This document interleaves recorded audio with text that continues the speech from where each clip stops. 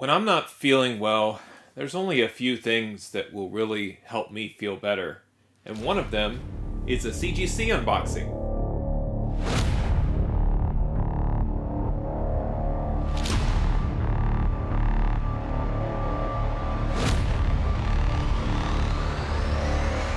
Hey there, today I have a CGC unboxing, and in this video I'm going to open up a 10 book submission that I submitted to CGC earlier this year, where I had all of these books pressed and cleaned and reviewed by Palm Beach Comic Presser.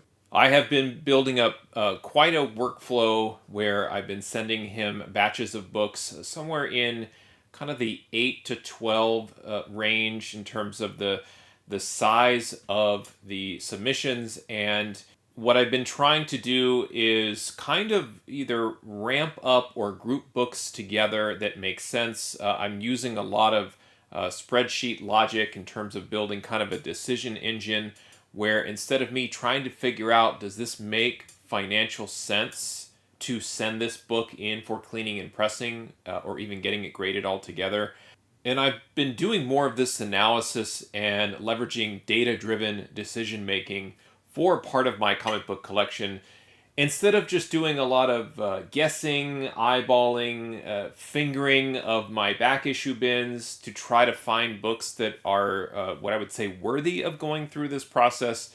But it's a combination essentially of the numbers lining up and also picking the right books. Picking the right books meaning not that it's just adding value to my collection or making financial sense in terms of spending the money to have Palm Beach work on these books and obviously have CGC grade them, but how likely are these comics going to get a grade bump if I were to further invest in these books? And these 10 books are good examples of comics that I really felt could get a grade improvement.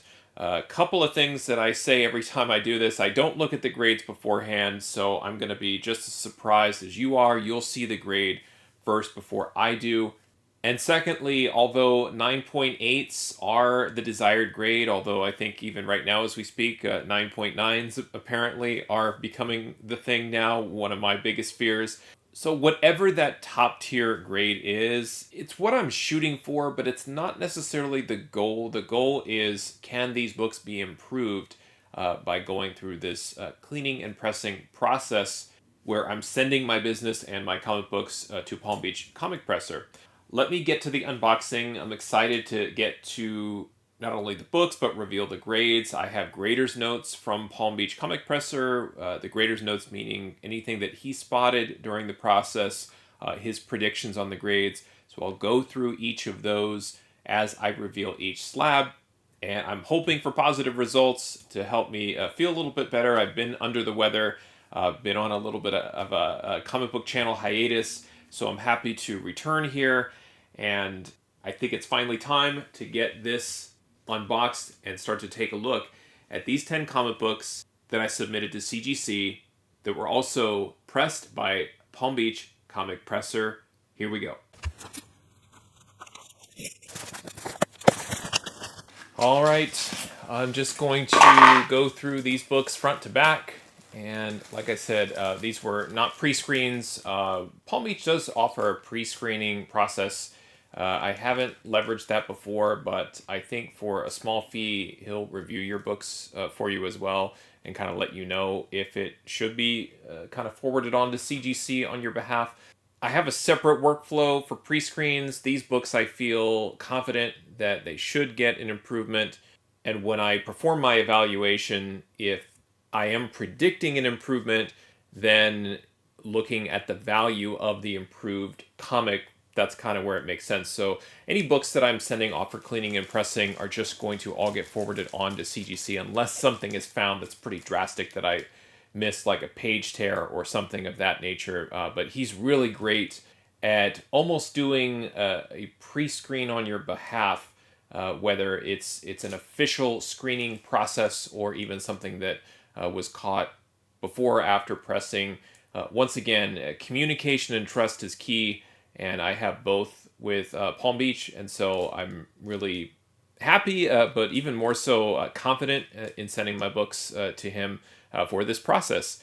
I also do this every time I do a CGC unboxing. I get a little nervous, and so I end up talking too much. So I'm gonna stop now, and we're going to reveal the first book, which is Fall of the House of X, #1. This is from March of 2024. This is the Art Germ full art, or as CGC says, the quote-unquote Virgin Edition.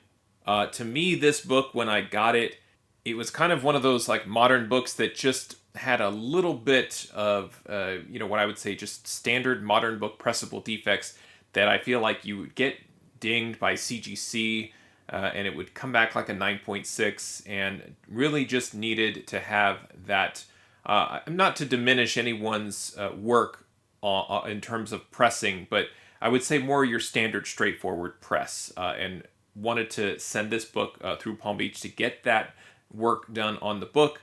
And looking at his notes, he said 9.8 likely. One thing I love is the conservative nature with which he predicts the grades. I am the same way. I'm very conservative on the side where I decide to send the books to him. So I feel like if I'm being very careful, and so is he, then the likelihood that we will have a positive outcome is very high. And let's take a look at the first book to see the grade for Fall of the House of X #1, and it did get a 9.8.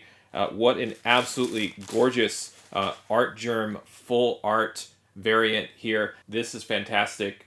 I collect Art Germ covers just like a lot of collectors do. I specifically try to go after the full art covers. The ratio on these is a little inconsistent. This is a 1 in 50. Many times they're 1 in 100. Sometimes they're 1 in 200. But this is just fantastic. I remember when I saw this this cover announced by Art Germ and saw that it was available. It was a 1 in 50, and I knew I was going to have to pay a little bit above ratio to get it. And happy that I did, and obviously because of the result, very happy that I also sent this through Palm Beach Comic Presser. So very cool. Fall of the House of X #1. Absolutely stunning magic. Ilyana Rasputin cover. Awesome. Very happy to add this to my collection of Art Germ covers. Okay, and the next one we have here, this is the Punisher Limited Series #3. This is from 1986. This book I've unboxed a couple of times, and I feel like I repeat the story every time. I'll give you the brief version. I had a bunch of comic book posters up on my wall when I was collecting around the time this book came out.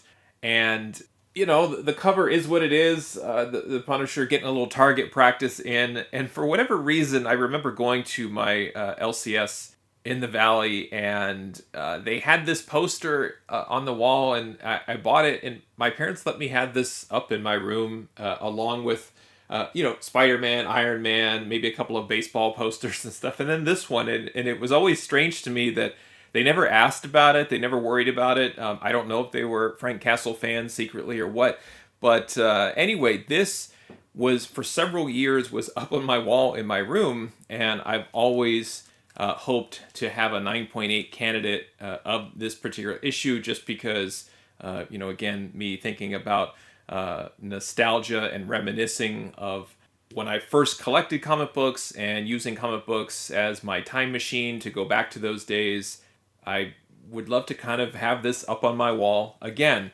So this is a Punisher #3, the limited series, and looking at his grader notes, he has indicated that there are a couple of faint color breaks on the book, on the back, and for those reasons he's saying 9.6, possible 9.8. So it feels like what he's kind of targeting is a 9.6.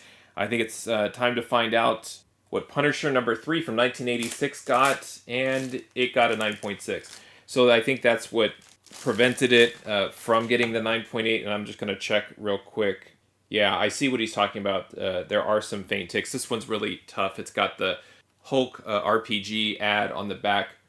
Difficult book to get in a 9.8. I still love the cover. Great, awesome, almost like a painted cover by Mike Zeck. Super cool. So I'll keep trying to get this one at a 9.8, but it definitely got the grade bump from my original estimated grade, which I had given a 9.4 on this one, and so I did get the bump up to a 9.6. So my goal is some of these more, I would say, popular early Marvel limited series, thinking about Secret Wars, Wolverine, Punisher, trying to get them all in as high grade as possible.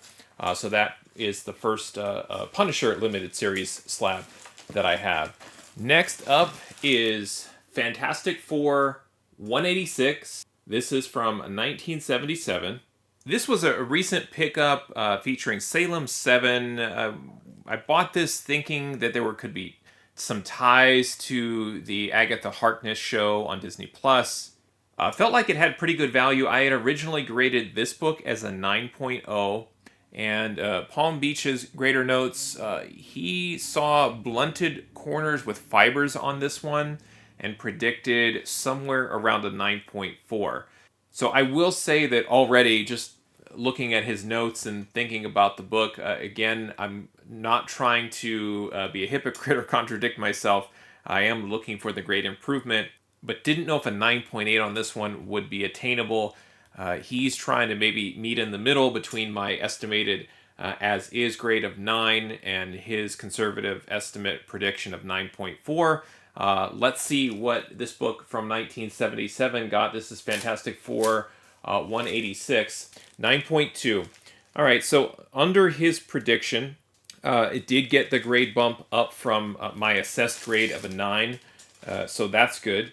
Still feel like this is a nice grade, not ideal, but a nice grade for the first appearance of Salem's 7. Right here on the label itself, it lists all of the characters that appear, all 7, where this is their first appearance. So a little bit of speculation on my part, but another book that I really didn't think too much about. And so as part of the evaluation, what ends up happening is I'll put my assessed as is grade, and then what the formula will do is it will look up the CGC values of the next 3 grades. So in this case, it would have looked up the 9.2, 9.4, 9.6, and then kind of take an average of those. Now that I have the confidence built in that Palm Beach is more than likely to get a grade bump, and then it just kind of works out the math depending on the costs of everything involved.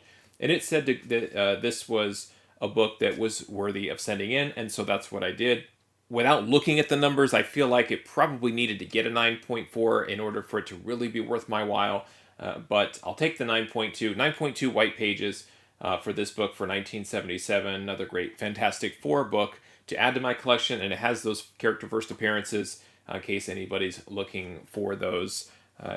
And we'll see if that book garners a little bit of interest once whatever they're calling the Agatha Harkness show comes out on Disney Plus, I think later this year. So we'll see. The next one is Machine Man 19. This book has an interesting story. This is the first appearance of Jack-O-Lantern, who is, yes, appears in Machine Man, so there's obviously that tie to Machine Man, but is more recognizable as a Spider-Man villain in his rogues gallery of villains. He showed up quite a bit in Spectacular Spider-Man and Web of Spider-Man. He was used a lot there. He showed up a lot in my time reading those books and collecting them. This is also cover art by Frank Miller. And the last little tidbit of interesting information for me personally was when I got back into the hobby around 2019, one of the first things that I did, because I felt like I needed to get a boost to my collection, was I went on eBay and I was buying lots of books. I was buying like full run. So I bought the full run of Machine Man. And when I was buying these, I was pretty much putting them in my back issue bins and sorting them. And then I quickly realized that I couldn't just do that, that I needed to start grading them and really understand what the conditions of these books were. And so when I went back to grade the Machine Man books, this one I graded as a 9.4. I thought it had a lot of potential as a high grade book. And then when I assessed it one more time, after I'd implemented the formulas, it also kicked out a notification that this was a book that was worth sending in because I thought that it had some pressable defects. Now, looking at Palm Beach's notes, he did say that there is a slight blunting of spine corners, and he's predicting a 9.4 to 9.6. So this will be interesting because I have it as a 9.4 already, and he has a great track record of always getting the bump beyond my initial assessment. Even the Fantastic Four I had as a 9 went to a 9.2. But let's see, Machine Man 19. This is from 1981. First appearance of Jack-O-Lantern, and it got a 9.6. All right. Again, the goal is improvement. The ideal would be 9.8. This book is very valuable in a 9.8. It does have some value in a 9.6, but obviously not as much. Book looks pretty good. Very weird, interesting cover here. Frank Miller and Terry Austin on the cover. The other interesting piece, interiors by Steve Ditko. Other odd piece, there's actually an appearance of Superman and Batman on the cover. Just an all-around odd book. So happy to get this in a 9.6, white pages, getting the grade bump up from my initial assessment of a 9.4. Okay, moving on to the next book. We have Axe Judgment Day, number 6. Another Art Germ cover. This is the quote-unquote Virgin Edition, the full art variant. I think this book should look familiar because it's right behind me there. I picked up 2 copies off of Art Germ Collectibles, the Art Germ website directly, and it was kind of a last resort. I was looking for this book. I couldn't find it anywhere. It was too expensive on eBay. They listed this book as available through the direct store, and I purchased 2, and one I thought was a 9.8 out of the gate. Similar explanation to Fall of the House of X number 1. I really just felt like it needed that very straightforward standard press, so wanted to send this on to get my second copy graded. Love this Dazzler cover, just think it's amazing. He did note a minor color rub, and I can see it on the back staple, so let's see if that minor color rub was enough to knock it down from a 9.8. Just like the Fall of the House of X book, I had this as a 9.6 needing a press, so let's see if it got the grade bump all the way up to a 9.8, and it did. Awesome. Great. So that color rub that he noticed, yeah, I still see it right down here on the back of this cover. Tough to really maintain this as a 9.8. Sometimes it's like, let's just get the book in before it gets somehow mishandled or this back cover starts to get those color breaking ticks. Really happy to get my second copy of this fantastic Dazzler cover by Art Germ. Okay, I believe we are halfway through this CGC unboxing, and the next book we're going to look at is Incredible Hulk number 228. There was a number of Incredible Hulk books that I picked up from Infinity Comics, really targeting very fine near mint type of copies, and then assessing them once I get them back to see if any of them were either undergraded or could potentially have just pressable defects that could push it into the 9s. This will be an interesting result for me because I assessed the book as a 9.0. Palm Beach's notes has this as a 9.2. He noted that there's some bindery tear at the bottom corner and light foxing and stains on the back cover that I missed it, but can definitely see it. It's just kind of scattered, particularly around the top of the back cover. Just a couple of like foxing spots. I have one book from the Silver Age that has a significant amount of foxing that did get a 9.2. So it is possible to have books with foxing get into the 9s, but this will be interesting to me because there's a lot of books like this that I get from Infinity Comics where it looks good on the scan. I look at it meticulously, the front and the back, but then there are just some things that you just don't see until you get them back in person and you're really looking at the book. But still, based on the purchase price and the potential value, it did feel like it made sense to send this book in. First appearance of Moonstone on this Incredible Hulk 228 from 1978, and after sending it in for pressing, it got a 9.2. So again, an improvement over my assessed grade, which is great. just wasn't able to get much more of a bump into more, I would say, probably a more desirable collectible grade of, probably 9.4 and above. So a 9.2 on Incredible Hulk 228. And yeah, now of course that it's pointed out to me, I can't miss the foxing or staining. It may not be foxing specifically, but just some rusted looking spots up here, which typically means foxing, and also just a couple of spots down here as well. I still like the book. First appearance of the new Moonstone, and there she is right on the cover as well, battling the Incredible Hulk. Okay, now moving on to, I believe this is going to be a run of X-Men, and I'm very excited to take a look at these X-Men books, because some of them I've been chasing down since their release day originally, and we'll get started here with Uncanny X-Men 256, a book that I feel like is a little bit overlooked in terms of collectors of X-Men and Psylocke and her wild story of personalities and essence being in one body or another. It's a pretty crazy journey that character has been on. Also a little bit out of the ordinary. Mandarin, also an Iron Man villain, featured in this one. But if you're kind of collecting the full storyline of Psylocke, the character, this is a book that I collect. I did note the newsstand copy when I was looking at this book on auction and felt like it was a little bit undervalued for what it was. Now, I had assessed this book as a 9.2 as is, and Palm Beach's notes, he mentioned that there was some back spine corner repair that he did, but it ended up resulting in some minor color loss and one faint tick on the front, and he's predicting a 9.4 on this. And again, like a 9.8 newsstand for this, extremely valuable. So we'll have to kind of see somewhere between the 9.2, 9.8 is his prediction, and let's see what this book got.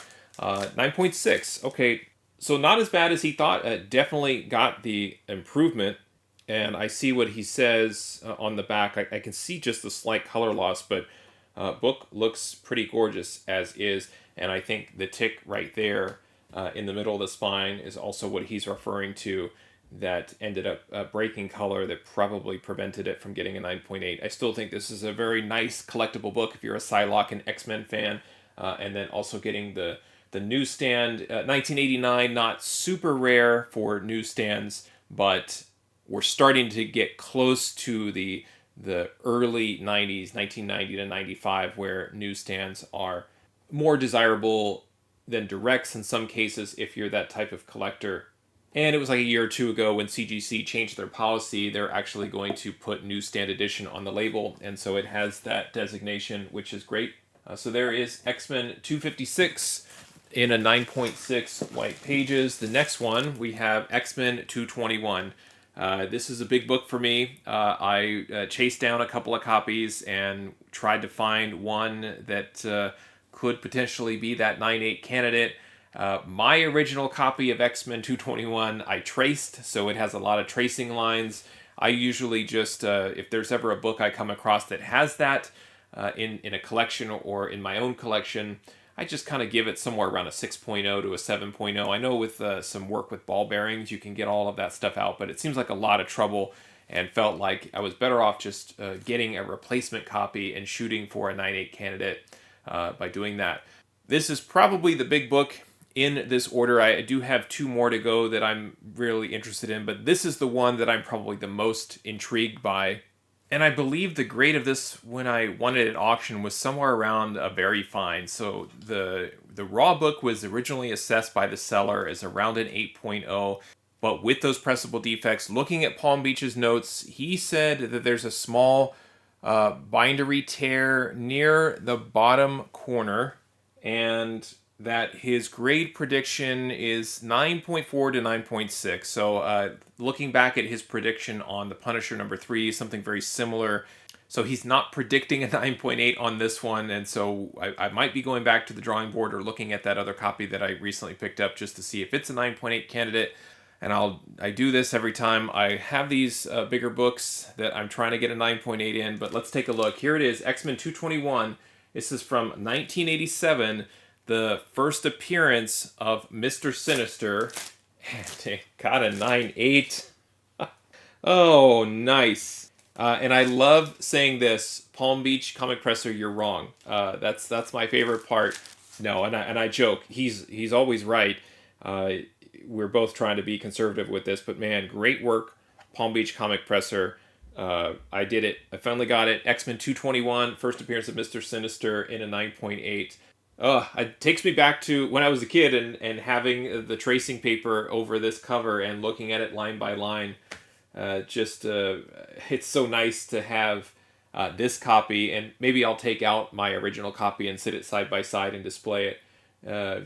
Yeah, amazing. Great work. Thank you so much. This was the prime book in here. I'll be honest too, a little disappointed with some of the 9.2s, not disappointed with the work, but just disappointed in myself that maybe I'm relying on these formulas a little bit too much, and I still need to provide some of my own expertise and the human element, and make maybe, I don't want to say like smarter choices, but scrutinize the choices a little bit more instead of sending in every book. But I'm certainly glad that this one came out the way that it did, and that I included this one in this order. So awesome, love it. X-Men 221, first Mr. Sinister, getting the 9.8. Fantastic. Okay, 2 more to go. Next one is X-Men 239. This is, speaking of Mr. Sinister, this is his first cover appearance. As great as a cover as X-Men 221 is by Mark Silvestri, I love this book because it's a great cover. It's his first appearance. And what I love about this is Claremont really, like, he slow-rolled Sinister in this, working in the shadows, kind of behind the scenes, and then he came out and appeared. It took him a while. It took 18 issues before this character got on a cover. Pretty incredible if you think about it. First appearance is September 1987, December 88. So these were coming out bi-monthly. So it took a full year, but really 18 issues before Mr. Sinister appeared. A lot of Mr. Sinister related books are popping right now because of the X-Men 97 animated series launching on Disney Plus. So this is kind of good timing that I'm getting these back. I assessed this book as a 9.4 when I picked it up. Palm Beach's pressing notes, actually no notes. He said 9.8 likely. That's a good sign. Let's see if that holds up. Typically when he does not put any notes, 9.8 likely, just like he did with Fall of the House of X #1. It's a 9.8. Let's see if this is also true, and it is true, 9.8. Awesome work. Pretty cool now to have these two books together. His first appearance, first cover appearance, both as 9.8s. Very cool. We even have Madeline Pryor, the Goblin Queen, on the cover with Havoc. Just a super cool. I love this Silvestri cover featuring Mr. Sinister. Awesome. Great work, Palm Beach Comic Presser, to get the 9.8 on that one. And not to be anticlimactic or anything, I would have loved to maybe end with those two books, because that's pretty cool to end with those two Mr. Sinister copies in a 9.8. But this is a book that I love. X-Men 244, the first appearance of Jubilee. Also artwork by Mark Silvestri. Just right in my wheelhouse of reading and collecting X-Men. And I think of a number of artists that I would consider to be the artists for my X-Men, meaning these were the runs that I read. John Romita Jr., Jim Lee are also in that conversation. But Mark Silvestri is right up there. And so I'm really happy to have a couple of these really key Silvestri X-Men books in a 9.8. And now I've added a third, which is the first appearance of Jubilee. This one, we're going to have to make a little bit of a bigger jump. I had assessed this book as a 9.2. I did feel like it had a chance, an opportunity for improvement. Looking at Palm Beach's notes, he noted a tiny bindery tear on the top corner visible from the back. Yep, I can see that. Again, bindery tears, we're kind of on the fence with here officially between the two of us in terms of just when CGC is going to call it manufacturing versus an actual tearing or blunting. He noticed that there were some faint fingerprints originally, but he spent time buffing those out, so big thanks for that as well, and hopefully that helped with the improvement. Hopefully it wasn't my original copy that made the rounds when I was eating Cool Ranch Doritos, because I do tend to get fingerprints with Doritos on them from all of my books that I had when I was a kid. He is predicting a 9.6 plus, so he's telling me there's a chance. So let's see, X-Men 244 from 1989, and it also got a 9.8. Okay, so much for being anticlimactic. That's a super strong way to end on this unboxing, is to have X-Men 244, the first appearance of Jubilee, also get a 9.8. Thank you, Palm Beach Comic Presser. Great work once again. A little bit of a different submission, but an example of the confidence that I have been building with certainly using a third-party presser, but also the confidence in for me to identify which books could potentially get that bump. A couple of these books in particular, I learned, like in terms of some of the light foxing or staining on the back, and then some of the other spine ticks or other blunting that maybe that Punisher book had.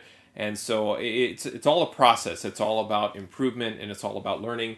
I learned a lot from this submission, but I can't stop staring at the two Mr. Sinister books.